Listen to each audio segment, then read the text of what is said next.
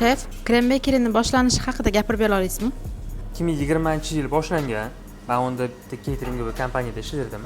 Catering shunaqa sohaki, u yerda sezonniy borda. Siz bir oy bosib ishlaysiz, keyin 2 oy bo'sh o'tirishingiz mumkin. Menga bo'sh o'tirish yoqmas edi. Boshida o'zimni boshlovlarim bilan qilmoqchi bo'lganman. Ular bilan boshlangan. Keyin bitta og'anim bilan pul tashlashib boshlaganmiz. 500-600 dollardan tashlashib 2020-yil 14-fevralga zapus qilmoqchi bo'lganmiz, ulgurmaganmiz. Keyin 8-martga chiroyli eklerlarni padarishni qilib qilganmiz. Ish boshlangan, alohida sex olganmiz, mahallaning ichida kichkinagina sexim bo'lardi. O'sha yerda syomkalar qilardik.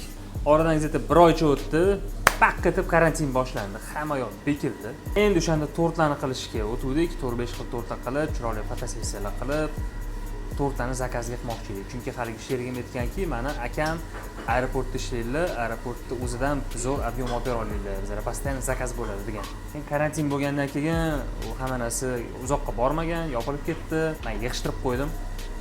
Lekin hamma narsa o'sha paytda o'sha tayyor edi. Logotiplarimizni, ko'p narabotkalar, ko'p ideyalar o'sha qadamlar tashab qo'yilgan edi. Krem Bakery'ning akkauntini ochib qo'ygan edim o'shanda o'sha. Oradan 5 yil o'tdi. Men boshqa ishlar bilan shug'ullandim. Katta ishlab chiqarishni yurg'izdim.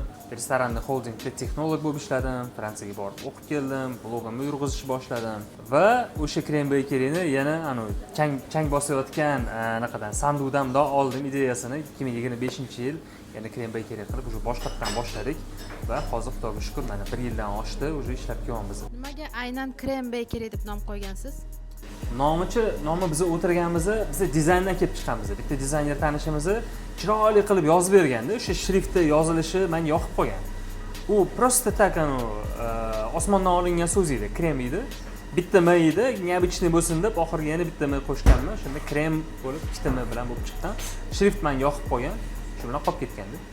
Menga yoqadi, nomi chiroyli. Ham krem bu qandolatchilikning asnovasi. Kremsiz hech qaysi tort ham o'xshamaydi, hech qaysi pirojniy ham kremsiz bo'lmaydi. Shuning uchun krem bo'lib qolib ketgan.